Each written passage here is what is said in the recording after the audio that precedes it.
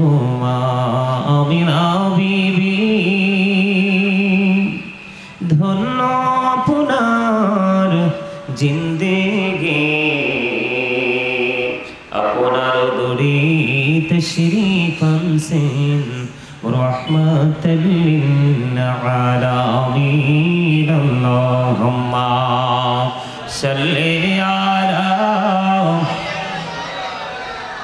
মাওলানা মুহাম্মদ ওয়া আলা আলি সাইয়্যিদিনা মাওলানা মুহাম্মদ লা ইলাহা ইল্লাল্লাহ লা ইলাহা লা ইলাহা ইল্লাল্লাহ লা ইলাহা আইরে কত সুন্দরী মদিনা কেমনে যাবো জানি না হাইরে কত সুন্দর মদিনা কেমনে যাবো জানি না হাইরে দয়া করো দয়াল আল্লাহ দয়া করো দয়াল আল্লাহ নসিব করো মদিনা লা ইলাহা ইল্লাল্লাহ লা ইলাহা লা ইলাহা ইল্লাল্লাহ লা ইলাহা হাইরে নামাজ রোজা ছাইরো না মা বাবাকে ভুইলো না হাইরে নামাজ রোজা ছাইরো না মা বাবাকে ভুইলো না হাইরে জান্নাতে বাসী হইতে চাইলে জান্নাতে বাসী হইতে চাইলে প্রাণ ভরে করো সাধনা লা ইলাহা ইল্লাল্লাহ লা ইলাহা লা ইলাহা ইল্লাল্লাহ লা ইলাহা তুমি কাহুরে বনহিলা সফিউল্লাহ তুমি কাহুরে বনহিলা নজিউল্লাহ মোর নবীকে বনাইলা তুমি মোর নবীকে বনাইলা তুমি নূর মুহাম্মদ সাল্লাল্লাহু লা ইলাহা ইল্লাল্লাহ লা ইলাহা লা ইলাহা ইল্লাল্লাহ লা ইলাহা লা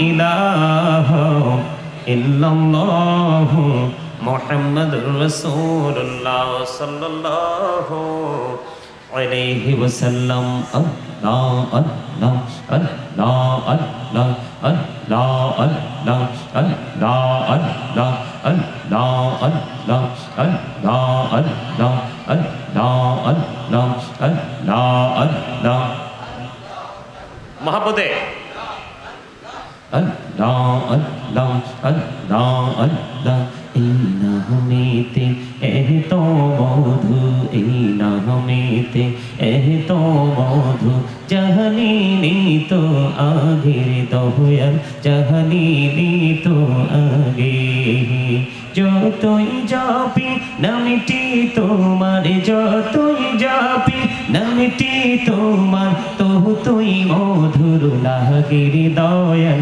তবু তুই মধুর লাগে আল্লাহ আল্লাহ আল্লাহ আল্লাহ আল্লাহ আল্লাহ আল্লাহ আল্লাহ আল্লাহ আল্লাহ আল্লাহ আল্লাহ আল্লাহ আল্লাহ প্রেমেরা কহুরে গো নবী মেহরাজেতে যাইয়া প্রেমেরা কহুরে গো নবী মেহরাজেতে যাইয়া দয়াল প্রভু দিলেন মেরাজ দয়াল প্রভু দিলেন মেরাজ মুমিনের লাগিয়া আল্লাহ আল্লাহ আল্লাহ আল্লাহ আল্লাহ আল্লাহ আল্লাহ আল্লাহ আল্লাহ আল্লাহ আল্লাহ আল্লাহ আল্লাহ আল্লাহ এলাহো রিহি আর মাঝে এলাহো রিহি আর মাঝে যে কিসের করো খেলা পিছের দিকে চাইয়া দেখো পিছের দিকে চাইয়া দেখো ডুবে যায় তোর রেলা রে আল্লাহ আল্লাহ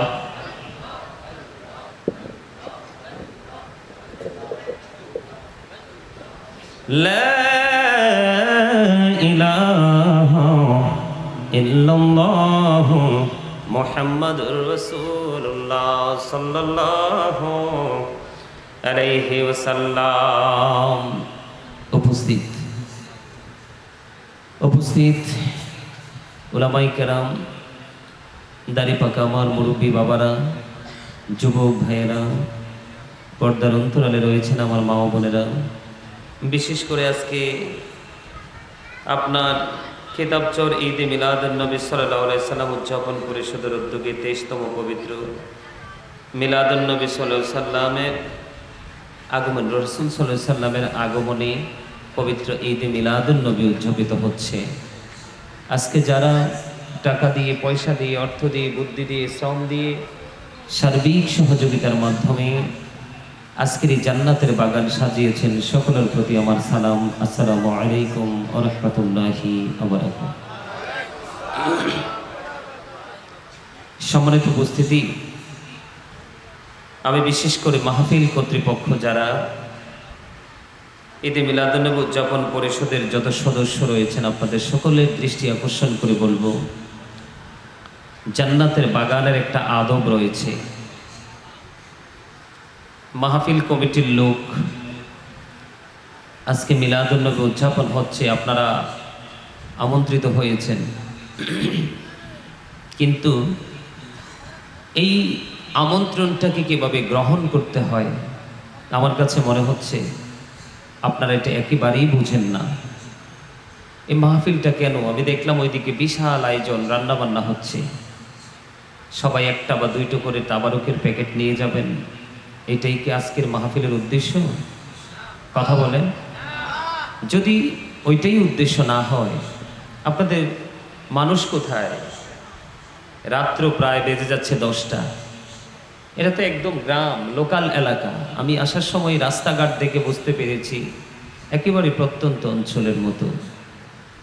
সম্মানিত উপস্থিতি, আজকে আপনারা যে একটা পরিবেশ আমাকে দাওয়াত দিয়েছেন, বিশেষ করে একজন প্রধান অতিথি হিসেবে যাকে আপনার আজকে আমন্ত্রণ জানিয়েছেন, সৈয়দ মাকদুম শাহ আল মাদানী, পীরজাদা ইমামে রব্বানী দরবার শরীফ, হাজীগঞ্জ, চাঁদপুর।